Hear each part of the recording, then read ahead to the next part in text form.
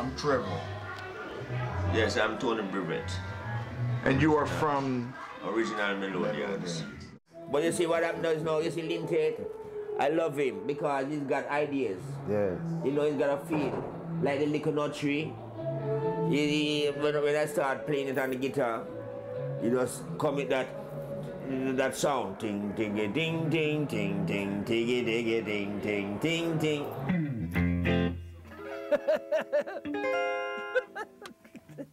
Sorry, I get kicks out of these little things. It's my joke time. Oh, shit.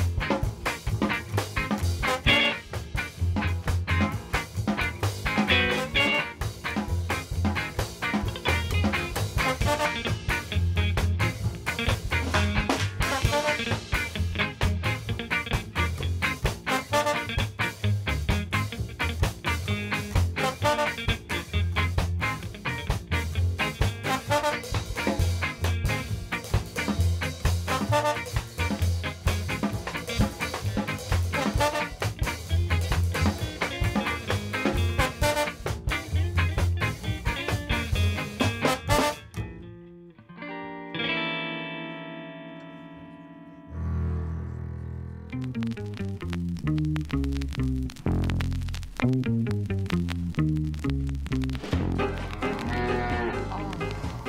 is now midnight. The Bovine Ska and Rocksteady, heard only on WMBR, Cambridge 88.1 FM. I'm your host, Generoso. Welcome to another scintillating edition of the Bovine Ska and Rocksteady. I guess this whole thing with Lynn started years ago. I realized after a while, whenever I play a Rocksteady track, that invariably the next thing out of my mouth would be, oh, and in the background that was Lynn Tate. What a beautiful composition in the background by Lynn Tate. Great arrangement, great playing, very distinct sound. And Eli Kessler, a jazz drummer, and also used to play for a ska rocksteady band in town called Mass Hysteria. Eli thought, well, why don't I write music specifically for him? Get musicians together that love Lynn the same way I do and the same way you do, and let's record something. There's a small list of musicians, and it's not just you're making music from all over the world, that I'd love to play with, and Lynn Tate is definitely on that list, and I'm happy that I'm going to be able to do it finally, you know, and it feels like a long time. He's one of my first real musical heroes, one of the first names that sort of, when I think about music, just rings in my head, you know.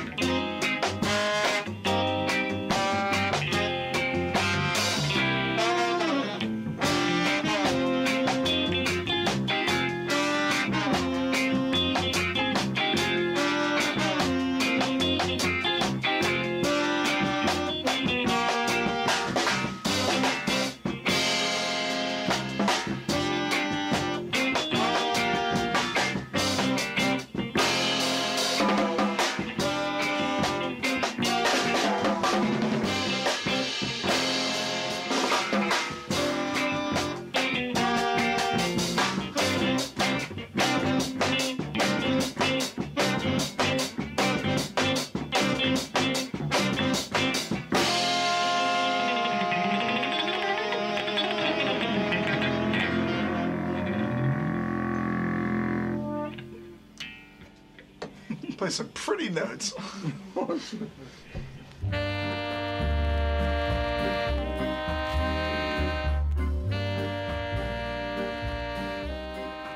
I am not a Jamaican. I'm a Trinidadian. So I was in Jamaica, but my accent was not like a Jamaican accent. So I didn't used to talk a lot. I used to have a pianist called Brad. He used to do the talking for me to the Jamaican people, because he used to give me a joke. Well, small island, brown guy, he plays to call me small island. Because Trinidad small island, Trinidad, small island, small island. So I didn't used to do much talking. So they used to make joke with my, you come from Calypso land, yeah? Not knowing that won't be the reggae storm in the future.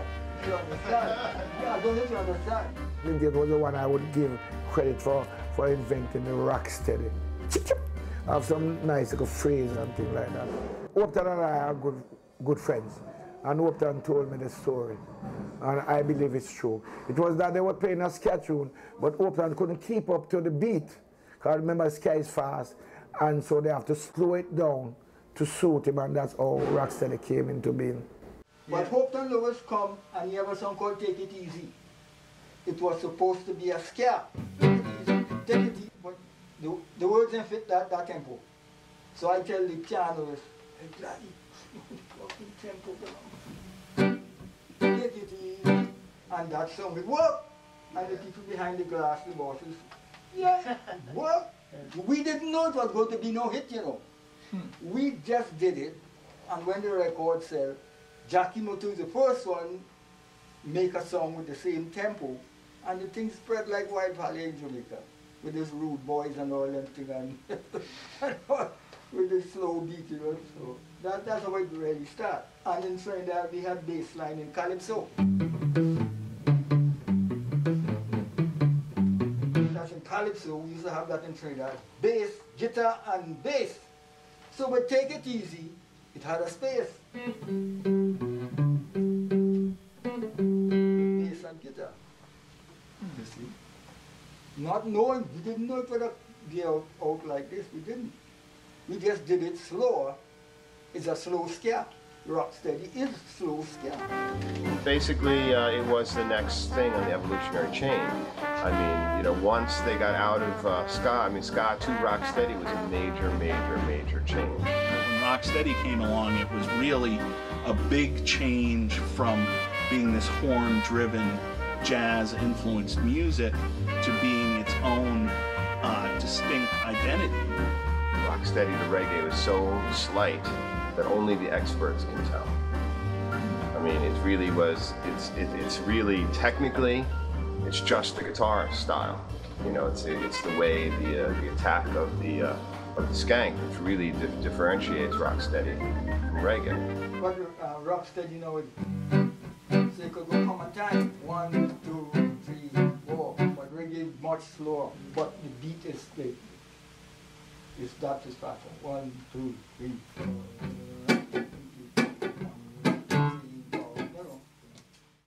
I'm Cedric M. Brooks. I remember Lynn coming from Trinidad. I think we played with in Cavaliers, and he introduced a new kind of sound, a new awareness to the music, and created a whole lot of dimensions to the rhythmic patterns of the music.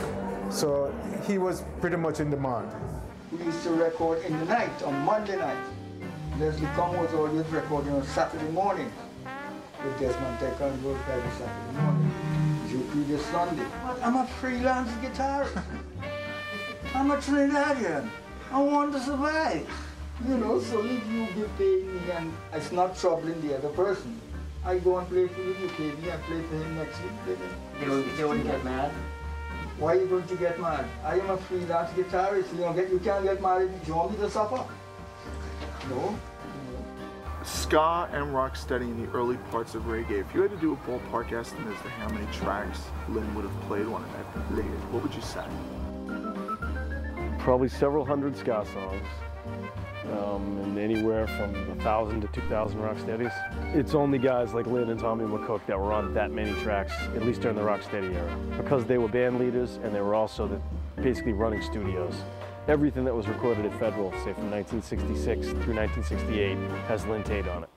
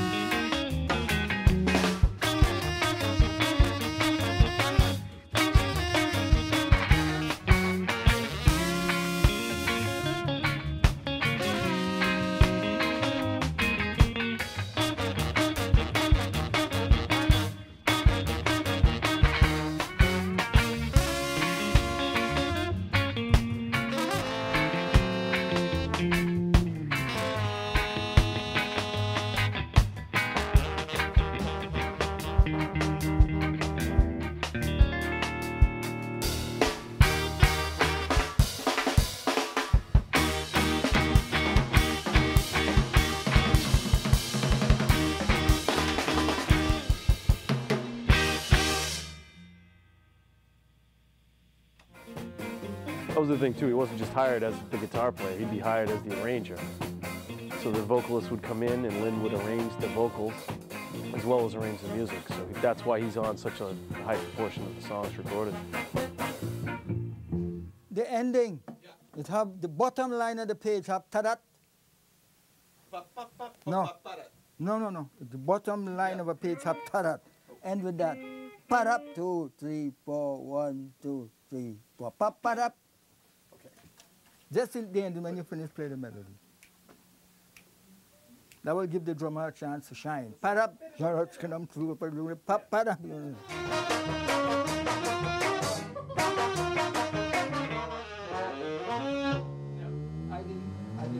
That's another part of the song. Oh, no. You'll hear it. No. That's another part. Oh, yeah, it is. It is another part of the song. Yeah, which you didn't play before. Oh. F, E, F, E. Go back to the F, E. Play that whole little passage here, so. After F, okay. Right.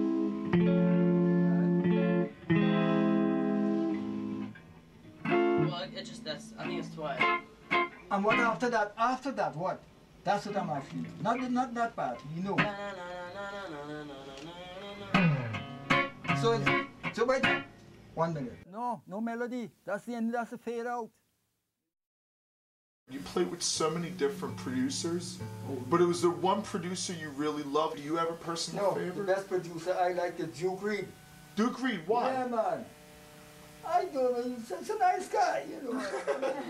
He had work every weekend. I heard he was a tough guy, though. He used to carry guns with him. He was a policeman in the police army in Jamaica. And he opened a rum shop where they sell rum and little patties and little things downstairs. And he built a studio upstairs. But he always have a gun. Like in the Western movie, he always have a gun on his side and a shotgun in the corner. Don't see that. This is a producer. Nice man, but don't get him angry. He's one guy, don't bother the musician. He believes that he's talented enough to know what to do. You know what to do, everybody know what to do. Put them together, they know what to do. Did you understand? Bring in the singer. There was a song, you know, sometimes you record a song and it cannot cut. Always some mistake. 10 times it having mistake. Duke would always have a gun on him. He come out and said, Tommy, what one?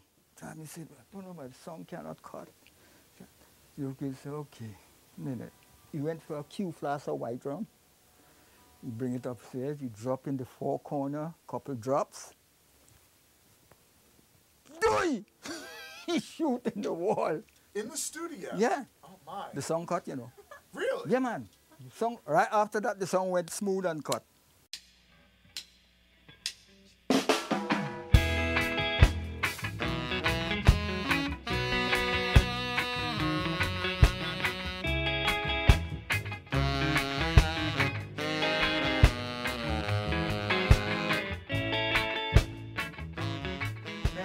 Companies that are reissuing. No contract, nothing. They didn't deal with this gentleman anymore.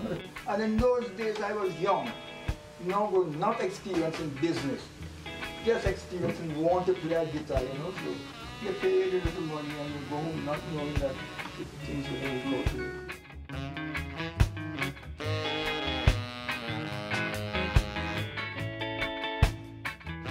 To Jamaica and I was touring with Byron Lee. I had my band from Trinidad and Byron Lee. We toured the whole of Jamaica with shows, you know. And time to go back home after 2 weeks, my manager walked up with all the money. All the salary that we supposed to get, my manager took it and took off. That's how I stayed in Jamaica. Honest to God. You understand what I'm saying? Yeah. The job I think was $2,000 or something for the 2 weeks. When it's time to pay the band, Byron Lee did pay, but he paid the managers to pay us. Well, the managers took off from the hotel. Next morning, we get up, the room's empty. You never found him? No. That's how I stay in Jamaica. I tell Byron Lee, I'm going back home.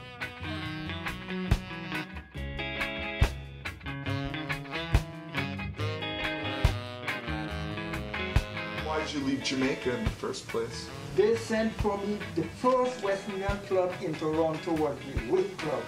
West Indian Federated Club. The first West Indian club was on Blue Street and Brunswick Avenue. And they wanted somebody to arrange, they had some musicians, they wanted somebody to arrange a couple songs for 2 weeks. I went for 2 weeks, but I stayed.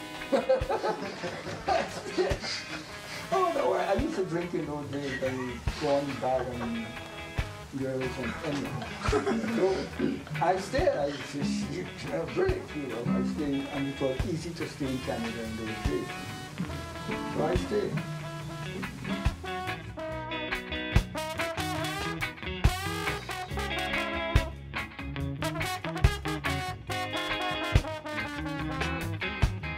Why'd you go to Montreal? Can I ask you that? I was in Toronto. Ah. I was in Toronto, and some guys heard about me in Toronto, and they came from Montreal and picked me up. I was by myself, I'm married, I have no ties, you know, I was free as a bird. And I went to Montreal, and we formed a group.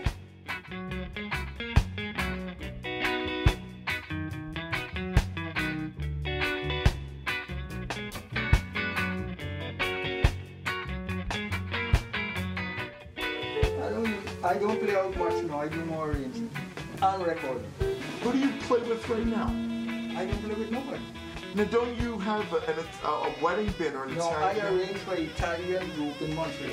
Ah. All the bar mitzvah song and all this, 2/4 song and 4/4 and 2/2s and 6/8s and 5/8s and 5/4. I arrange for them because the Italian music and the Jewish music is of a different kind of beat.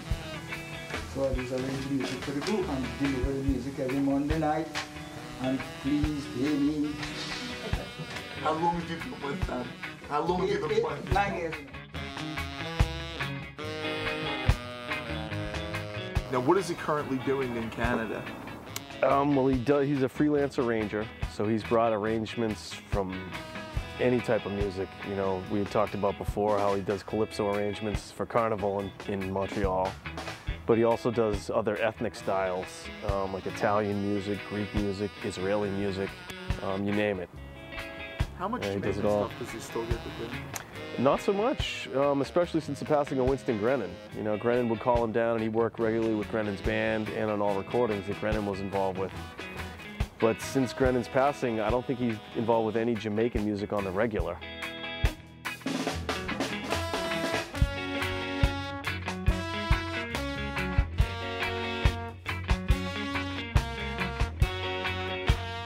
Still enjoys it?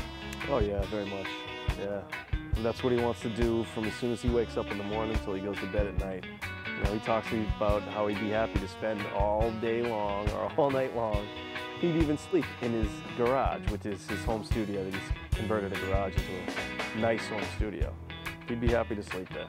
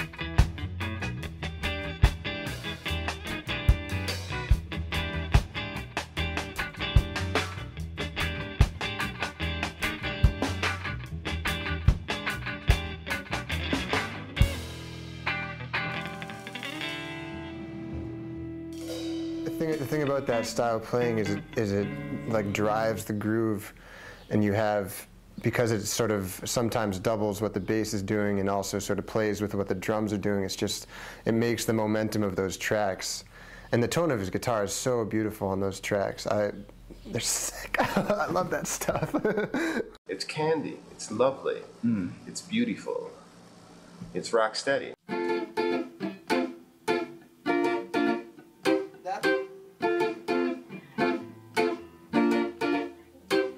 When he played with the vocalist, like with Desmond Dekker, that intro, his sound really, it really complements Desmond's voice in a great way. I think those strumming chords and kind of the little bit of a warble that you hear in the first couple chords that ring out goes perfect with when Desmond Dekker starts to waver his voice a little. He would play with his finger right on top of the fret rather than behind it.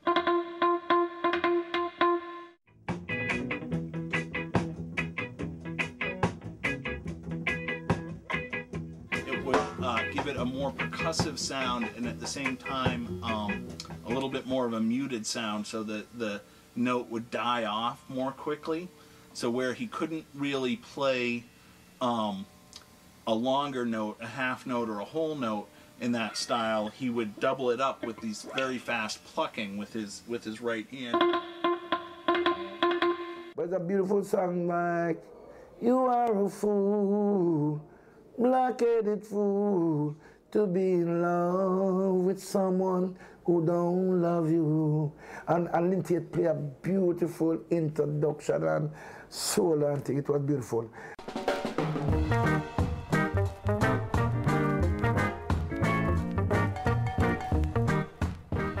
As we all know, soloing reggae guitarists is not really too common. Ernest Ranglin was one of the first to get known, and he comes from so much more of a jazz background with the hollow body guitar and that real fat, warm, mid-range sound. Ernest is a jazz guitarist, one of the fourth best in the world. That is what he was before. He's, to me, he's a little weak on reggae. I talk about rhythm. I'm not talking about what you're doing there. He's very good on that. Don't tie you up with that.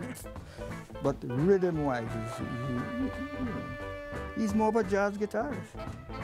By switching to a solid body guitar, as Lynn did, or by using one, it would give it a very distinctive sound that would set his playing apart from most of his peers. And this was at a time when obviously rocksteady music was developing, and so the Jamaican music itself was starting to, well, I don't want to say starting, but it was continuing to diverge from being strictly jazz or rhythm and blues influenced.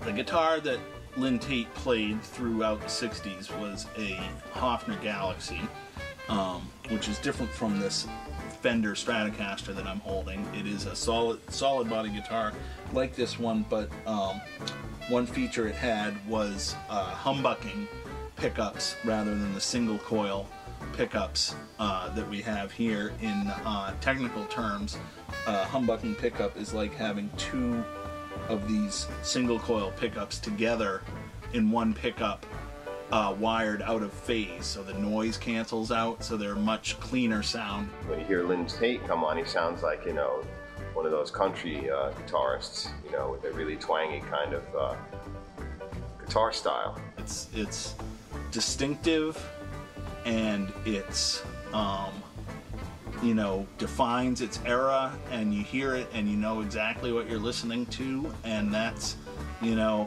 one of the greatest things you can say about any musician is that you can identify their style from just one or two notes, and certainly Lynn Tate falls into that category.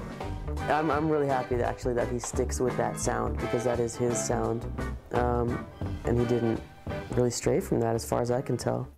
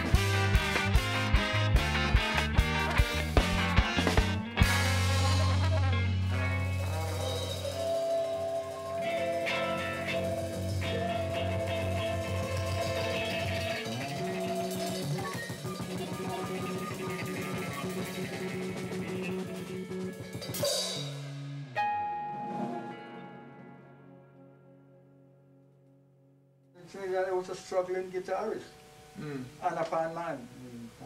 You played the steel drum then? I started on steel drum at 10 years old. I was one of those crazy guys with the two stick. I played 13 different instruments.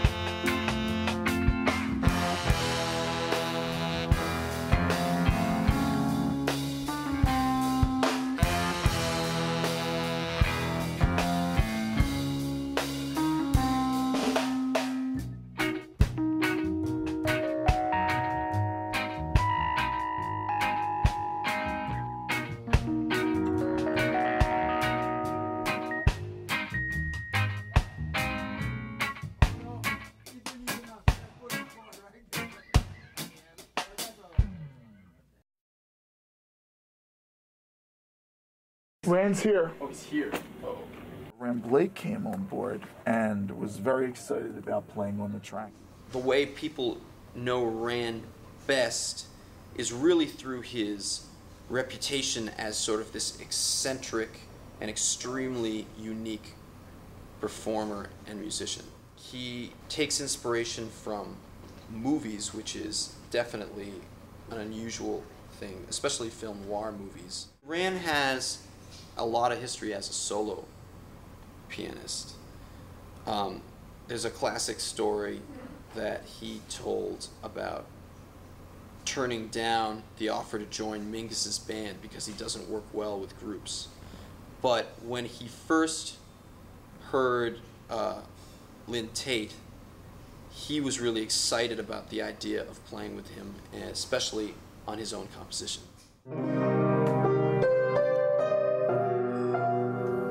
Like a lush, sort of a ballad. It's called Vanguard.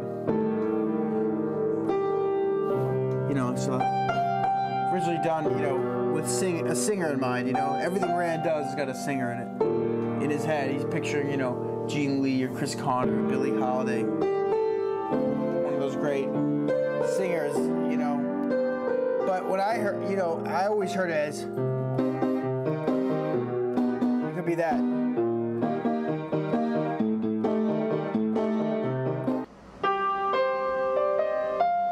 Feel like a waltz.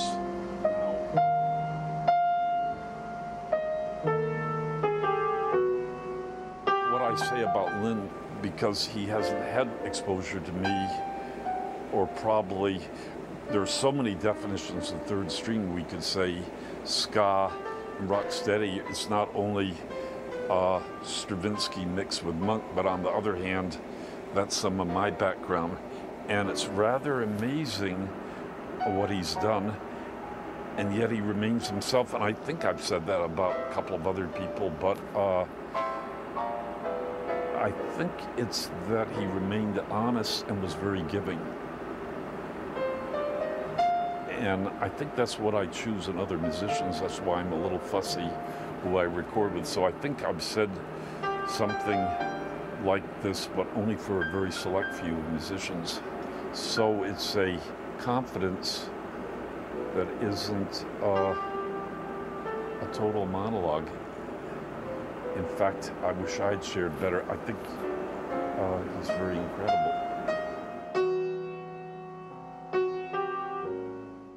I don't know that song, at all, I know the melody in the head, but... I was playing a little bit of music in Jamaica, but I really don't want to be phony.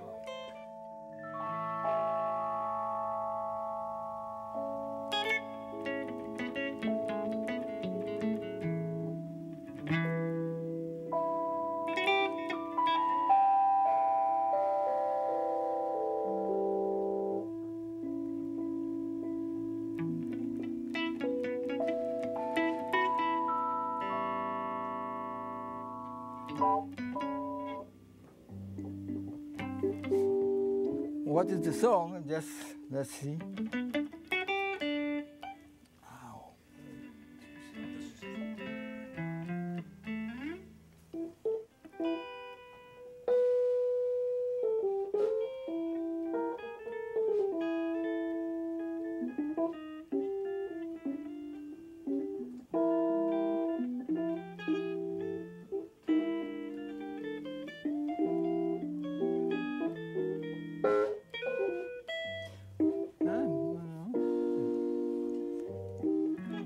If we get a standard song to play, you know, something that we all know.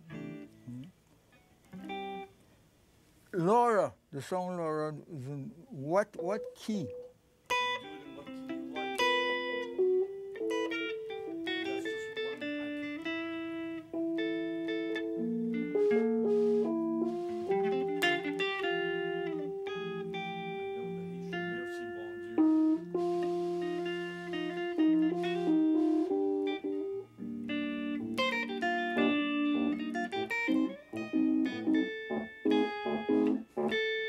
Something like that. You see, like that, I could follow, you know, follow as we go along. Sure, it's a standard, sure. But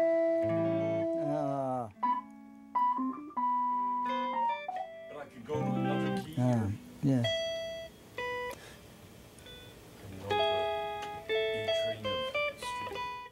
I don't know that song at all. I have an idea of it, but I don't really know. I was never into.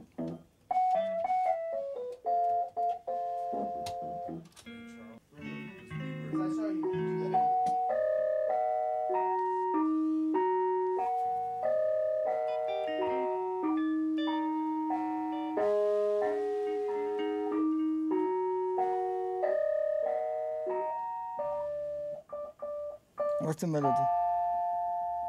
What's the melody? Show me playing the top part again. This is awfully loud, this piano now. You can turn it down. How do I? What button? Turn it down.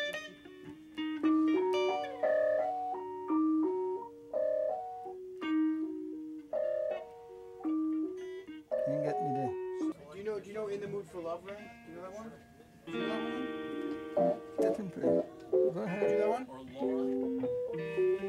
Yeah, I've heard those songs, but What do you like? I'm a reggae guitarist. And I'm a string noir pianist. 1, 2, 3.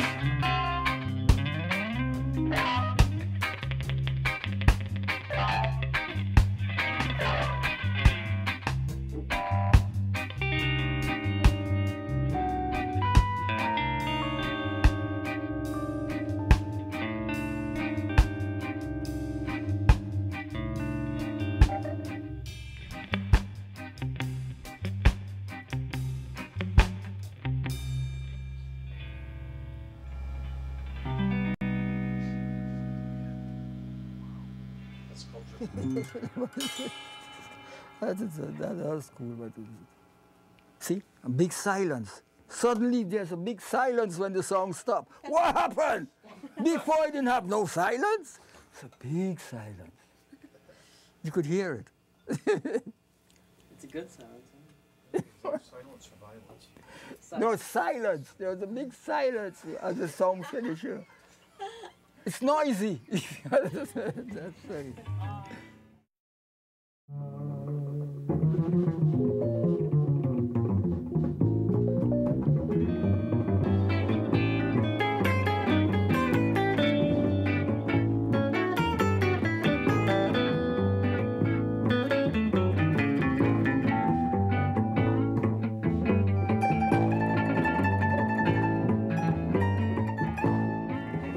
A vocalist got angry with me once, you know. What's that? A vocalist got angry with me once. Really? Because everything he do, I do it on the guitar with his voice. The man gets angry with me. Honest, say I am trouble. More trouble. No, because he was just playing, and exactly what he played, I played. Some people don't like that.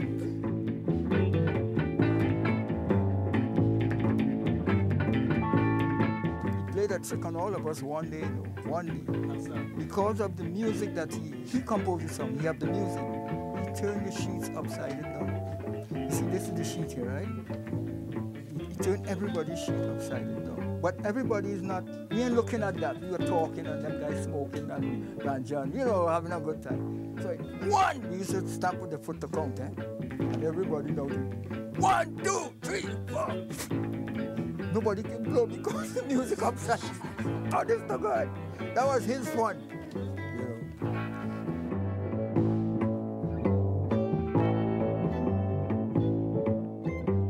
You're awfully quiet, eh? I try to be. I hear you get very quiet. Well, I try to talk to you about how pretty you are, and then you get all mad at me. Hey, wait a minute. No, That word again. See, I'm trying.